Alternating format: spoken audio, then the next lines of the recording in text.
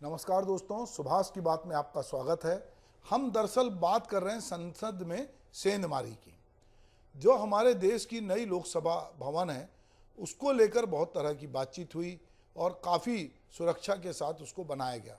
उसका उद्घाटन प्रधानमंत्री नरेंद्र मोदी जी ने किया और जब प्रधानमंत्री मध्य प्रदेश और छत्तीसगढ़ में मुख्यमंत्रियों को शपथ दिलाने के लिए आए हुए थे गृह मंत्री के साथ, उसी 13 दिसंबर को संसद में दर्शक दीर्घा से 2 लोग संसद के भीतर कूद गए और 2 लोग बाहर जो है वो नारे लगाते हुए और कुछ फटाखा फोड़ते हुए, एक लड़का एक लड़की पकड़ाए और 2 लोग अंदर कूद गए और कूद कर वो टेबल दर टेबल उछलने लगे। बाद में उनको सांसदों ने पकड़ा, पीटा भी और उनके जूते में कुछ एक धुआं था, पीला धुआं, वो कलर वाला धुआं वो उड़ाते रहे और उन्होंने किसी प्रकार का कोई लड़ाई झगड़ा नहीं किया, किसी पे हमला नहीं किया और वो कुछ आरोप लगाते रहे। दरअसल जब ये दृश्य हो रहा था तो हम आपस में बात कर रहे थे और हमको भगत सिंह और उनके साथियों की याद आ रही थी और लगा था कि जो बहरी संसद है उसको सुनाने के लिए भगत सिंह ने जिस तरह पर्चे फेंके, पर भगत सिंह ने और उनके साथियों ने बाद में आज़ादी की लड़ाई को और पुख्ता करने के लिए कोर्ट का सहारा लिया और वो जो उनके विचार थे उन्होंने उस विचार को कोर्ट की जिरह के समय व्यक्त किया और उन्होंने माफ़ी नहीं मांगी और अंत में उनको फांसी पे लटकना पड़ा। यहाँ पर ये जो लोग युवक थे ये भगत सिंह फैंस क्लब के रूप से जुड़े हुए प्रथम दृष्टा पाए गए। ये सब अलग अलग राज्यों से आते हैं, अलग अलग पृष्ठभूमि से आते हैं और ये सोशल मीडिया के जरिए मिलते हैं। अलग अलग इनको कोई ललित झा नाम का आदमी आपस में मिलवाता है और ये एकजुट होते हैं। अभी ये जांच चल रही है कि ये कैसे एकजुट हुए। दरभंगा का रहने वाला ललित झा वो कलकत्ता में रहता है, कलकत्ता में टीएमसी के विधायक के साथ उसकी फ़ोटो दिखती है। अब इसको राजनीतिक रूप दिया जा रहा है, मगर 13 दिसंबर 2001 को पुरानी संसद, ये नहीं है कि इमारत में 5 आतंकवादियों ने हमला किया था। इसमें दिल्ली पुलिस के 5 जवान समेत 9 लोगों की मौत हो गई थी। हमले के मास्टरमाइंड अफजल गुरु को 9 फरवरी 2013 को फांसी दे दी। 13 दिसंबर को पहले हमले की 22वीं बरसी थी और ये कहीं ना कहीं से ये इस तरह की सूचनाएं थी, क्योंकि जो खालिस्तानी समर्थक थे वो कहीं ना कहीं इसको लेकर बातचीत कर रहे थे, तो ये पहले से अलर्ट था कि कुछ हमला हो सकता है। पर ये जो 5 जो लोग अभी पकड़ाए हैं ये कोई आतंकवादी नहीं है, कोई ये हमलावर नहीं है, इन्होंने कोई हथियार नहीं रखा था, पर ये संसद में कूदे और ये उसी अंदाज में कूदे जैसे कि बहरी संसद को सुनाने के लिए भगत सिंह और उनके साथियों ने किया था। पर भगत सिंह के पास एक विचार था। भगत सिंह कहीं ना कहीं देश की आज़ादी के लिए ये कर रहे थे, पर ये जो युवक युवती जिन लोगों ने ये किया वो कह रहे हैं, उनकी बात पूरी तरह से मीडिया में नहीं आई, वो कुछ नारे लगा रहे थे। वो कह रहे थे कि लोगों को आज़ादी नहीं है, कुछ अत्याचार हो रहा है, अन्याय हो रहा है।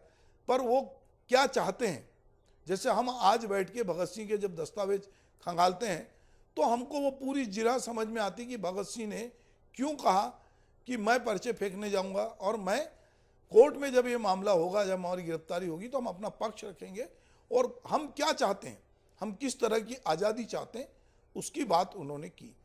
पर यहाँ ये जो लोग आए हैं, अभी जब परत दर परत खुलेगी, अगर इसमें राजनीति ना हो और इस बात पर सब लोग बात करें कि नए भवन में जितने सुरक्षा के इंतजाम थे और जब बड़ी बड़ी बात हो रही थी तो ये सुरक्षा के इंतजाम को ठेंगा बताते हुए ये लोग कैसे पहुँचे दर्शक दीर्घा और बाहर, और कैसे इन्होंने जूते में एक केमिकल लेके गए, ये एक है।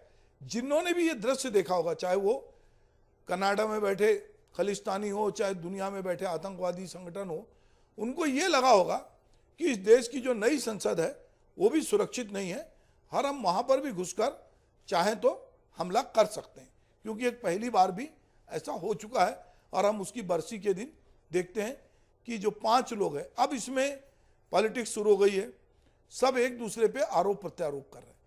जिन भाजपा सांसद के रिकमेंडेशन पे गए थे कुछ लोग, उन पे सवाल उठा रहे हैं, कुछ टीएमसी से इसको जोड़ रहे हैं क्योंकि ललित झा को मास्टरमाइंड बता रहे हैं, कुछ अलग अलग जगह।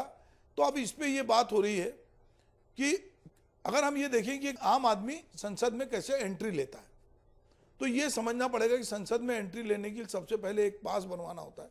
ये पास संसद सचिवालय से बनाए जाते हैं। यहाँ पहुँचने के लिए किसी सांसद की अनुशंसा जरूरी होती है और आमतौर पे क्षेत्र के सांसद इसमें मददगार साबित होते हैं। तो सांसद के कहने पे अगर हमको जाना होता है, जैसे हम अपनी विधानसभा में जाते हैं तो हम विधानसभा सचिवालय में किसी विधायक की अनुशंसा पे, अगर मीडिया के लोग जाना चाहते हैं तो वहाँ के पीआर की अनुशंसा से लोग जाते हैं। अगर आम आदमी जाना चाहता है दर्शक दीर्घा में तो वो अपने विधायक या सांसद की अनुशंसा से विधानसभा या लोकसभा जहाँ भी जिस सदन में जाना है वो जा सकता है। अब ये एक प्रक्रिया सहज प्रक्रिया है।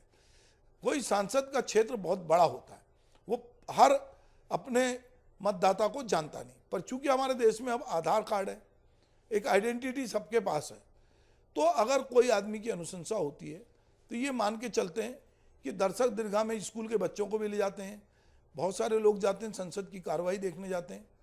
तो पहले उनकी चेकिंग के अलग अलग लेवल है। संसद के गेट पे चेकिंग होती है, फ़ोन को वहाँ पे जमा करा लिया जाता है। इसके बाद सारी सुरक्षा जांच के बाद मशीन से या मैनुअल स्तर पे जांच होती है। पूरी बॉडी का चेकअप, जैसे हम एयरपोर्ट में जाते हैं, मोजे जूते ये भी चेक होते हैं। बीप भी बजती है, कोई मशीन डिटेक्टर से देखते हैं। फेशियल रीडिंग के भी उपकरण लगे होते हैं। तो बहुत तरह की कहना चाहिए सुरक्षा के उपाय होते हैं। उसके बाद कोई आदमी दर्शक दीर्घा में जाता है। चारों ओर कैमरे लगे हैं। दर्शक दीर्घा में भी सिक्योरिटी होती है। 2 लेयर की चेकिंग के बाद लोकसभा या राज्यसभा की कार्रवाई देखने के लिए हाउस में जाने को मिलता है। वहाँ भी क्रॉस चेक के नाम पर आपकी जानकारी, आपके नाम वाम, ये सब आपको भेजा जाता है। अब ये जो कुछ हुआ, ये तमाम सिक्योरिटी का फेल्यूर था। और ये भी एक बड़ी बात है कि ये भी समझना है कि इससे देश की साख भी कम होती है। नई संसद भवन बनी है और उसकी सुरक्षा को लेके जब उसमें पहली बार जब उद्घाटन हुआ और महिला बिल पास हुआ, उसको लेकर लोगों को लगा कि चलो अब हमारा नया संसद भवन बना है, पुराने से ये बेहतर होगा। पिछला अटैक पुराने में हुआ था। तो और वहाँ सुरक्षाकर्मी सादे कपड़े में खड़ी होते हैं, वो एक एक हरकत पे पैनी नज़र रखते हैं।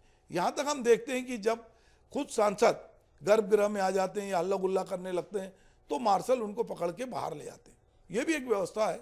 जब लोकसभा की जो आसंदी पे बैठे रहते हैं वो व्यवस्था देते हैं और उनको बाहर ले आ जाता है। अब ये जो लोग घुसे थे अंदर, उनको मैसूर के सांसद प्रताप सिम्हा ने जो है लोकसभा विजिटर पास पे वो 2 लोग उसमें आए थे और उन्होंने स्प्रे से गैस छिड़की जिससे पीला धुआं जो है निकला।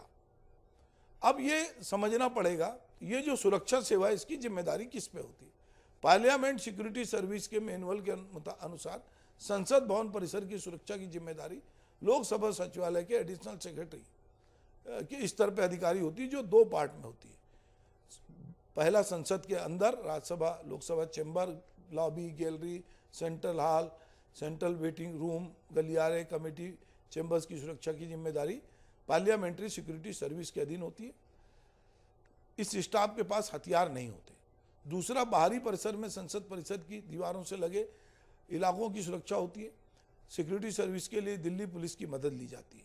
तो यहाँ पर भी, और चूंकि दिल्ली में जो कानून भी बना है वो इसलिए बना है, जो अगर हम देखते हैं कि केजरीवाल की आप सरकार और दिल्ली केंद्र सरकार के बीच झगड़ा है, इस बात का भी रहा है कि दिल्ली जो है देश की राजधानी है, यहाँ पे सारी सुरक्षा, देश विदेश से लोग आते हैं, पूरे सांसद इकट्ठे होते हैं, तो यहाँ की सुरक्षा जैसे कि बाकी राज्यों में होता है कि वहाँ की पुलिस करती है, दिल्ली पुलिस जो है वो केंद्र सरकार के अधीन है।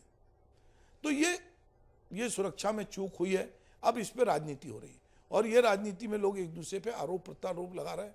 कमेटी भी गठित हो गई है, लोग भी गिरफ्तार हो गए हैं, मगर ये बात लोगों के मन में उतर नहीं रही है कि ऐसे कैसे हुआ, ये सिक्योरिटी का लैप्सेस कैसे हुआ, क्या ये लड़के ऐसे कैसे चले गए।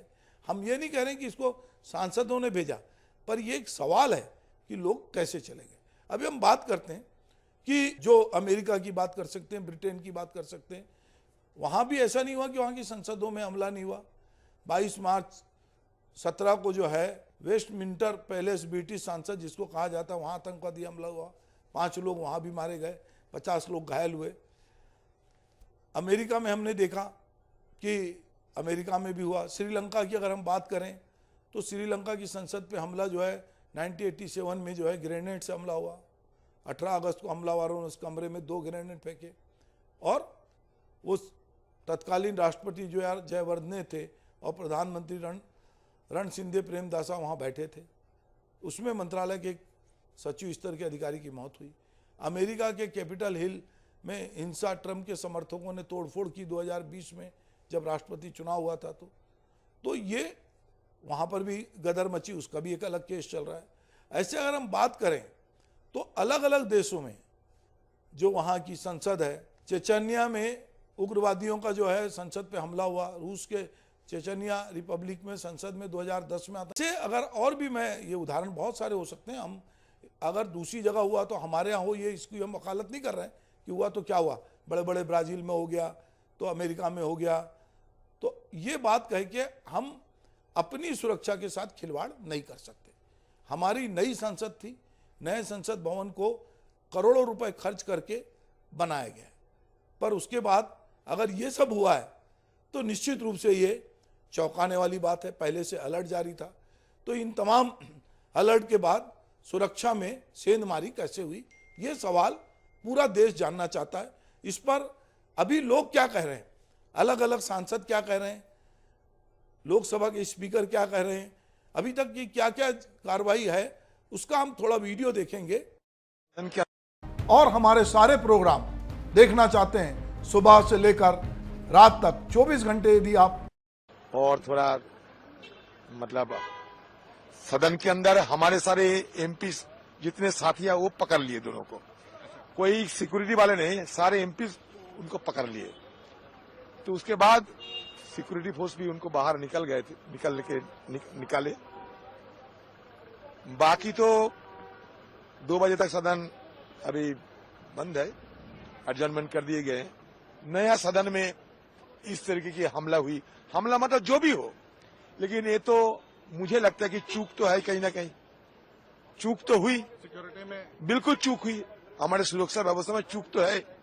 तो नया पार्लियामेंट में भी कुछ ऐसा हो गया। यहाँ पे आते हैं विजिटर्स हो चाहे रिपोर्टर्स हो, बिकॉज वी डोंट नो कि किसी के टैग्स नहीं है रिपोर्टर्स के, so everybody is like you know एक दूसरे से टकराते हुए जाते हैं। तो आई थिंक सो गवर्नमेंट को ध्यान देना चाहिए। I think it's a complete security lapse and कुछ भी हो सकता था हाउस के अंदर। एंड मोरओवर जहाँ पे हम खड़े हैं यहाँ पे प्रॉपर वॉच भी नहीं है। तो आप समझ सकते हैं कि अब इस पे पॉलिटिक्स शुरू हो गई है। अलग अलग लोग इसको अलग अलग एंगल से देख रहे हैं, क्योंकि 4 महीने बाद चुनाव है लोकसभा का, और लोग इसको एक चुनाव के नज़रिए से देख रहे हैं। मुझे लगता है कि चुनाव को एक तरफ रखना चाहिए। ये हमारे देश की संसद पे सेंधमारी हुई है, सुरक्षा पे अटैक हुआ है। हमको सबको ये देखना चाहिए कि इस तरह की घटना की पुनरावृत्ति ना हो। जो सांसद, ये तो अच्छी बात थी कि वो लोगों ने, उनके पास कोई हथियार नहीं थे, सांसदों ने उनको पकड़ लिया। हम ये कल्पना करें कि यदि उनके पास कोई हथियार होता, वो छुपा के लाते, तो ये क्या होता दृश्य। चूंकि वो संसद में अपना विरोध दर्ज कराने आए थे वो लड़के लड़कियां, अब ये जांच में पता चलेगा कि उनके पीछे क्या कोई वाकई साजिश करने वाले लोग थे। पर प्रथम दृष्टा ये लगा कि जैसे उनकी मकान मालकिन कलकत्ता में जिस तरह की बात कर रही थी, तो कह रही थी कि वो लड़का सीधा साधा था, बाकी लोगों का भी कोई आपराधिक रिकॉर्ड नहीं है और वो देश के अलग अलग क्षेत्रों से आते हैं। पर एक बात बहुत साफ है कि सोशल मीडिया जो प्लेटफॉर्म है वो लोगों को अलग अलग वैचारिक स्तर पे भी एकजुट कर रहा है, आपकी हॉबी के हिसाब से भी एकजुट कर रहा है, आपकी दोस्ती के लिए भी कर रहा है, ठगी के लिए भी कर रहा है। तो लोग अब एक दूसरे से वर्चुअल दुनिया के जरिए कनेक्ट हो रहे हैं। जिनके जैसे विचार हैं, जैसी सोच है, वो सब सट्टे का कारोबार अगर हम देखते हैं वो वर्चुअल दुनिया के जरिए चल रहा है। विचारों का आदान प्रदान भी हो रहा है, आतंकवादी गतिविधियां भी हो रही है, रुपयों का लेन देन भी हो रहा है। जाने क्या क्या जो है सोशल मीडिया इस समय एक ऐसा प्लेटफॉर्म है जो पूरे विश्व को साथ में जोड़ रहा है। आप कहीं से भी बैठकर कहीं भी कनेक्ट हो सकते हैं। फिजिकली आप कब मिलते हैं अलग बात है, पर आप अपने वैचारिक समझ के साथ अपनी जो भी आपकी सोच है, अच्छी बुरी, जिस तरह के विचार हैं, आपके खुलेपन के विचार हैं, आप किसी भी कम्युनिटी के साथ जुड़े हुए हैं। हर कम्युनिटी का अपना अपना कहीं ना कहीं एक कोना है जो कि सोशल मीडिया पर बना हुआ है और उसमें बहुत लोग विचरण करते हैं, आपको नहीं पता होता। नए लड़के लड़कियां दोस्त यार बनाने के लिए अलग अलग साइड पे जाते हैं। गे लोगों का अलग साइड है, लेस्बियन का अलग है, उग्रवादियों का अलग है, वैचारिक क्रांति करने वालों का अलग है। अब हम देखते हैं कि पूरी दुनिया में विचारों के आदान प्रदान हो, चाहे आतंकवाद हो, चाहे अलग तरह की विचारधारा की बात हो, चाहे किसी के एकजुट होने की बात है, ये सब का अगर एक बड़ा आंगन या एक मिलन स्थल है तो वो सोशल मीडिया है। और सोशल मीडिया पर किस तरह की गतिविधि चल रही है इसको कोई चेक नहीं कर पा रहा है। सोशल मीडिया कानून के तहत अभी हमने देखा कि डीप फेक टेक्नोलॉजी की बात हुई, जिसमें प्रधानमंत्री का ही नाचते हुए वीडियो बन गया, उस पर बात हो रही है। तो ये सब लोग सोशल मीडिया के जरिए इकट्ठे हुए, ऐसे बहुत सारे लोग इकट्ठे होंगे और लोगों को लगता है कि जो वैचारिक क्रांति लोग पहले करना चाहते थे, जो मीटिंग करते थे, जो अलग अलग गुट बनते थे, अब वो नए गुट या नए विचार या भटके हुए लोग भी सोशल मीडिया के जरिए एकजुट हो रहे हैं। और ये जो घटना है हमारे संसद पे हमले की, इसमें भी ये जो लोग हैं ये अलग अलग राज्यों से हैं, कोई एक राज्य से नहीं है, या ये लोग पहले से दोस्त हों या कोई आतंकवादी संगठन के हों, ऐसा प्रथम दृष्टा तो अभी तक देखने में नहीं आया है। तो ये चौंकाने वाली बात है कि टेक्नोलॉजी का किस तरह से उपयोग हो रहा है और उसमें लोग कैसे लामबंद होकर संसद पे अटैक करने जैसी दुस्साहस कर रहे हैं। ये हम सबके लिए चौंकाने वाली बात है। नमस्कार।